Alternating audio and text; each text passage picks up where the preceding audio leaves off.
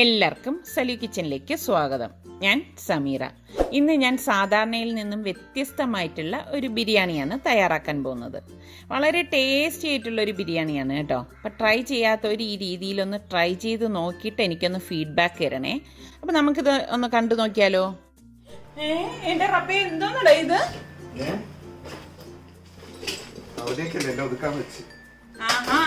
ശുദ്ധി കലശം ചെയ്യാണല്ലേ നീ? അത് വാസ്തവാണ് റിച്ചു നീ പറഞ്ഞത്. അല്ല, അതൊക്കെ വലിച്ചിട്ട് എല്ലാം ഒതുക്കിയിട്ട് നമുക്കൊന്ന് പിടിച്ചു അയക്കാം. അവൻ ഒതുക്കുന്നല്ലേ പറഞ്ഞത്. പടച്ചവനെ, സാധനങ്ങള് എത്ര നാള് കൊണ്ട് ഞാൻ പറയുന്ന ഒരു കാര്യമാണ്.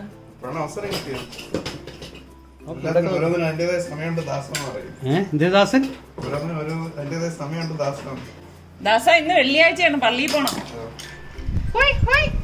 ഹലോ കുട്ടിയും കേട്ടാ ഇരിക്കുന്നു നോക്കത്. ഇത് സൂ ഒന്നുമല്ല കേട്ടോ, നമ്മൾ പുതുതായിട്ട് പണിയുന്ന വീടിന്റെ പുറകുവശത്തുള്ള കാഴ്ചയാണ്. ഇതുപോലെയുള്ള മനോഹരമായ കാഴ്ചകൾ ഇവിടെ കാണാൻ കഴിയും. അപ്പം നമുക്ക് ഇനി കുക്കിങ്ങിലോട്ട് പോയാലോ? അപ്പോൾ ആദ്യം തന്നെ ഞാൻ പ്രഷർ കുക്കറിൽ 2-3 ചിക്കൻ്റെ എല്ലോട് കൂടിയിട്ടുള്ള ഭാഗം ഇടുകയാണ്. അതിനുശേഷം ഇതിലേക്ക് കുറച്ച് വെള്ളം ഒഴിച്ച് പാകത്തിനുള്ള കുരുമുളകും ഉപ്പും കൂടി ഇട്ടിട്ട് ഇതൊന്ന് വേവിച്ചെടുക്കും. അപ്പോൾ ഇത് നല്ലതുപോലെ വെന്ത് പോയാലും കുഴപ്പമൊന്നുമില്ല കേട്ടോ. അപ്പം ഞാൻ ഇത് ഉണ്ടാക്കാൻ വേണ്ടിയിട്ട് ഇവിടെ 1.5 കിലോ ചിക്കൻ നന്നായിട്ട് കഴുകി വൃത്തിയാക്കി എടുത്ത് വെച്ചിരിക്കുകയാണ്.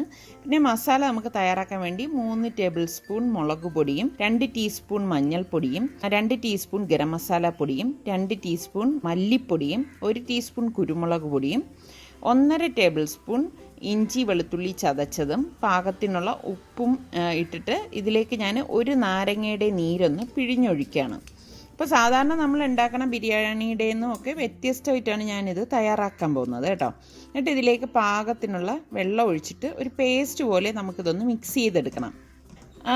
അതിനുശേഷം നമുക്ക് ഈ കഴുകി ഡ്രെയിൻ ചെയ്ത് വെച്ചിരിക്കുന്ന ചിക്കൻ ഇതിലേക്ക് ഇട്ടിട്ട് നന്നായിട്ട് മസാല പുരട്ടി 10 മിനിറ്റ് മാറ്റി വെക്കാം. അപ്പോൾ ഈ സമയം കൊണ്ട് ഞാൻ റൈസ് തയ്യാറാക്കാൻ വേണ്ടിയിട്ട് ബസ്മതി റൈസാണ് ഇവിടെ ഞാൻ എടുത്തിരിക്കുന്നത്. 1 കിലോ ബസ്മതി റൈസ് ഞാൻ എടുത്തിട്ടുണ്ട്.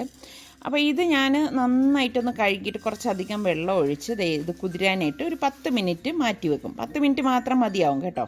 അപ്പോൾ ഈ സമയം കൊണ്ട് നമ്മളുടെ ചിക്കൻ വെന്തിട്ടുണ്ട്. അത് ചിക്കനൊക്കെ പാകത്തിന് റെഡിയായിരിക്കുകയാണ്.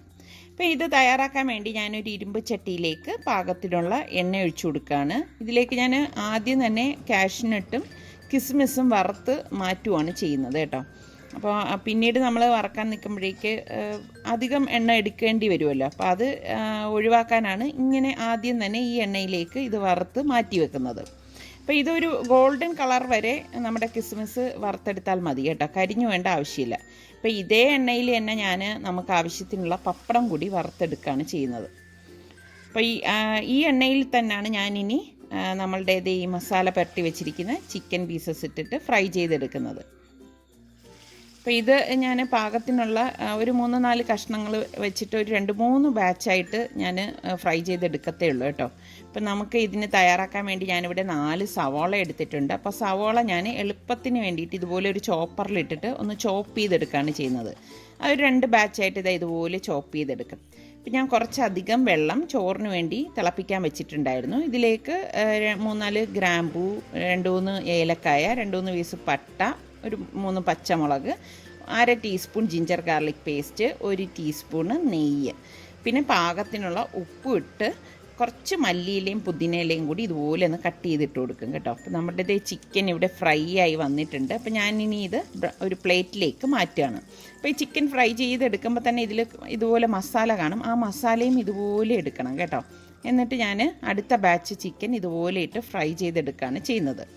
അപ്പോൾ വെള്ളം നന്നായിട്ട് വെട്ടി തിളയ്ക്കുന്ന സമയത്ത് നമ്മൾ ഈ കഴുകി ഡ്രെയിൻ ചെയ്ത് വെച്ചിരിക്കുന്ന അരി ഇതിലേക്ക് ഇട്ടിട്ട് ഒന്ന് ഇളക്കി കൊടുക്കും. എളുപ്പമാണ് കേട്ടോ ഈ ബിരിയാണി ഉണ്ടാക്കാൻ. കണ്ടോ, ഇത്രയും മതിയാവും. അപ്പം ഞാനിവിടെ ഒരു 1/4 ഭാഗത്തിൽ കൂടുതൽ വേവിച്ചിട്ടുണ്ട്. ഇത്രയും മതി. അപ്പോൾ ഇനി ഇത് ഡ്രെയിൻ ചെയ്തെടുക്കുകയാണ് ചെയ്യുന്നത്. ഫുള്ളായിട്ട് വെന്ത് പോകണ്ട കേട്ടോ, അത് പ്രത്യേകം ശ്രദ്ധിക്കണം. അപ്പോൾ മസാലയൊക്കെ ഞാനിത് ചിക്കനിലേക്ക് മാറ്റിയിരിക്കുകയാണ്. ഈ റൈസ് വേവിച്ച അതേ പാനിൽ തന്നെ ഞാൻ 2 ടേബിൾ സ്പൂൺ എണ്ണയും 2 ടീസ്പൂൺ നെയ്യും കൂടി ഇട്ടിട്ട് നമ്മൾ ഈ ചോപ്പ് ചെയ്ത് വെച്ചിരിക്കുന്ന സവാളയില്ലേ അത് ഇതിലേക്ക് ഇട്ടിട്ട് ഇതുപോലെ ഒന്ന് വഴറ്റി കൊടുക്കും. ഇനി ഇതിലേക്ക് ഞാൻ 1 ടീസ്പൂൺ ജിഞ്ചർ ഗാർലിക് പേസ്റ്റും പിന്നെ ഒരു പിടി മല്ലിയിലയും പുതിനയിലയും കൂടി എടുത്തത് ഇതുപോലെ കട്ട് ചെയ്ത് ഇട്ട് കൊടുക്കും. എന്നിട്ട് നന്നായിട്ടൊന്ന് ഇളക്കി കൊടുക്കും. ഇളക്കി കൊടുത്ത ശേഷം ഞാൻ ഇതിലേക്ക് 3 പച്ചമുളക് ചേർത്ത് കൊടുക്കുന്നുണ്ട്. അപ്പോൾ അത് ഞാൻ സ്ലിറ്റ് ചെയ്യുന്നൊന്നുമില്ല, അല്ലാതെ തന്നെ ചേർത്ത് കൊടുക്കുകയാണ് ചെയ്യുന്നത്. ഇനി നമുക്ക് ഇതിലേക്ക് 1 ടീസ്പൂൺ മഞ്ഞൾപ്പൊടിയും 1 ടീസ്പൂൺ ഗരം മസാല പൊടിയും 1/2 ടീസ്പൂൺ കുരുമുളക് പൊടിയും 2 ടീസ്പൂൺ മല്ലിപ്പൊടിയും പാകത്തിനുള്ള ഉപ്പും ഇട്ടിട്ട് നന്നായിട്ടൊന്ന് ഇളക്കി കൊടുക്കാം.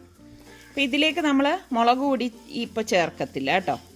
പിന്നെ നമുക്ക് 2 ടൊമാറ്റോ ചോപ്പ് ചെയ്തതും 1 ടേബിൾ സ്പൂണോളം നല്ല കട്ടിയുള്ള തൈരും കൂടി ചേർത്ത് നന്നായിട്ടൊന്ന് മിക്സ് ചെയ്ത് കൊടുക്കാം. ഇനി നമുക്ക് ഈ വേവിച്ച് വെച്ചിരിക്കുന്ന ഈ ചാറോട് കൂടിയിട്ടുള്ള ചിക്കനും ചാറും കൂടി ഇതിലേക്ക് ഒഴിച്ചു കൊടുക്കാം. ശരിക്കും ഇതാണ് ഈ ചിക്കൻ്റെ, അതായത് ഇതിൽ ഒരു ഫ്ലേവർ നമുക്ക് തരുന്നത് കേട്ടോ. ഇത് വെരി ഇമ്പോർട്ടൻ്റ് ആണ്. എന്നിട്ട് നമ്മൾ ഫ്രൈ ചെയ്തെടുത്ത് വെച്ചിരിക്കുന്ന ചിക്കൻ എല്ലാം ഇതിലേക്ക് ഇട്ടിട്ട് നന്നായിട്ടൊന്ന് മിക്സ് ചെയ്തെടുക്കാം. ഇതിപ്പം നമ്മൾ ഫ്രൈ ചെയ്തെടുത്ത ചിക്കൻ ആയതുകൊണ്ട് തന്നെ ഒരുപാട് ഇതിൽ കിടന്ന് വേകേണ്ട ആവശ്യമില്ല. ജസ്റ്റ് ഇതുപോലെ ഒന്ന് ഇളക്കി കൊടുത്ത ശേഷം നമ്മൾ ഈ ചൂറ്റി വെച്ചിരിക്കുന്ന റൈസ് ഉണ്ടല്ലോ അത് ഞാൻ പകുതിയോളം ഇതിനുള്ളിലേക്ക് ഇട്ടിട്ട് ഒന്ന് ലെയർ ചെയ്ത് കൊടുക്കും കേട്ടോ. ഇതുപോലെ ഒന്ന് നിരത്തി കൊടുക്കും. നിരത്തി കൊടുത്ത ശേഷം ഞാനിവിടെ പൈനാപ്പിൾ എസൻസ് ആണ് ഇട്ട് കൊടുക്കുന്നത്. ഒരു 3-4 ഡ്രോപ്പ് പൈനാപ്പിൾ എസൻസും പിന്നെ കുറച്ച് red food colour, permitted food കളറാണ്, വളരെ 2-3 ഡ്രോപ്പ്, വളരെ കുറച്ചാണ് ചേർത്തിരിക്കുന്നത്. അതിനുശേഷം ബാക്കിയിരിക്കുന്ന റൈസ് ഫുള്ളായിട്ട് ഇതിലേക്ക് ഇട്ട് കൊടുക്കും. ഇട്ട് കൊടുത്തിട്ട് ഇതുപോലെ തന്നെ പൈനാപ്പിൾ എസൻസും കുറച്ച് കളറും പിന്നെ മല്ലിയിലയും പുതിനയിലയും കൂടി കട്ട് ചെയ്ത് ഇട്ടതും പിന്നെ നമ്മൾ വറുത്ത് വെച്ചിരിക്കുന്ന കാഷ്നട്ടും കിസ്മിസും ഇല്ലേ അതും കൂടി ഇട്ടിട്ട് പിന്നെ ഇതിന് മീതെ കുറച്ച് നെയ്യ് ഒഴിച്ചു കൊടുക്കണം കേട്ടോ. എന്നിട്ട് മൂടി വെച്ച് ഫ്ലെയിം നന്നായിട്ട് കുറച്ച് 10 മിനിറ്റ് ലോ ഫ്ലെയിമിൽ വെച്ചിട്ട് റെഡിയാക്കുകയാണ് ചെയ്യുന്നത്. അപ്പോൾ ഇതിന് ഇടയിൽ ഞാൻ സാലഡ് ഉണ്ടാക്കാൻ വേണ്ടി സവാളയും തക്കാളിയും പച്ചമുളകും കൂടി എളുപ്പത്തിന് വേണ്ടിയിട്ട് ഞാൻ ഇതിൽ വെച്ചൊന്ന് കറക്കി എടുക്കുകയാണ്. അപ്പോൾ ഇതാവുമ്പോൾ എളുപ്പമുണ്ട് കേട്ടോ. അപ്പോൾ ഇത് ഞാനൊരു ബൗളിലേക്ക് ഇട്ടിട്ട് കുറച്ച് മല്ലിയിലയും കൂടി ഇതുപോലെ ഒന്ന് കട്ട് ചെയ്തിട്ടിട്ട് പാകത്തിനുള്ള നല്ല കട്ടിയുള്ള തൈര് ചേർത്തിട്ട് ഇതൊന്ന് മിക്സ് ചെയ്തെടുക്കും. അപ്പോൾ നമ്മളുടെ റൈത്തയും ഇവിടെ റെഡി ആയിട്ടുണ്ട്. അപ്പോൾ ഈ 10 മിനിറ്റ് കഴിഞ്ഞിട്ടുണ്ട്. ഇത് അടപ്പ് മാറ്റിയിട്ട് ഞാൻ കാണിച്ചു തരാം. റൈസൊക്കെ പാകത്തിന് വെന്തിട്ടുണ്ട്. തുറക്കുമ്പോൾ തന്നെ നല്ല ഒരു മണം വരുവാണ്. സാധാരണ നമ്മൾ ചിക്കൻ ഫ്രൈ ചെയ്തിട്ട് ബിരിയാണി തയ്യാറാക്കുമ്പോഴേക്ക് അത്ര ഒരു ഫ്ലേവർ, അതായത് ആ റൈസിലേക്ക് കിട്ടത്തില്ല കേട്ടോ. ഇത് പക്ഷേ അങ്ങനെയല്ല, നല്ല അടിപൊളി ടേസ്റ്റാണ് കേട്ടോ. അപ്പോൾ അച്ചാറും പപ്പടവും ഈ റൈത്തയും പിന്നെ ഇതുപോലെ പുഴുങ്ങിയ മുട്ട വെച്ച് അലങ്കരിച്ചാണ് ഞാൻ സെർവ് ചെയ്യുന്നത്.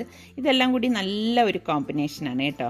അപ്പോൾ ഞാൻ എപ്പോഴും പറയുന്ന പോലെ നമ്മളുടെ സലു കിച്ചൻ ഇനിയും സബ്സ്ക്രൈബ് ചെയ്യാത്തവരുണ്ടെങ്കിൽ ഈസി റെസിപ്പികൾക്ക് സലു കിച്ചൻ സബ്സ്ക്രൈബ് ചെയ്യാൻ മറന്നു വരുത് കേട്ടോ. പിന്നെ തൊട്ടടുത്ത് കാണുന്ന ആ ബെല്ലൈക്കൺ കൂടി നിങ്ങൾ പ്രസ് ചെയ്യണം. എങ്കിൽ മാത്രമേ ഞങ്ങൾ ഇതുപോലെ വീഡിയോസ് പോസ്റ്റ് ചെയ്യുന്ന സമയത്ത് നിങ്ങൾക്ക് നോട്ടിഫിക്കേഷൻ കിട്ടത്തുള്ളൂ. അപ്പോൾ അതേ നമ്മൾ ഇവരൊക്കെ വന്ന ശേഷം നമ്മളിതേ ഫുഡ് കഴിക്കുകയാണ്. നല്ല ടേസ്റ്റിയുള്ള ബിരിയാണിയാണ്. അപ്പോൾ ട്രൈ ചെയ്ത് നോക്കിയിട്ട് എനിക്ക് ഫീഡ്ബാക്ക് തരണേ.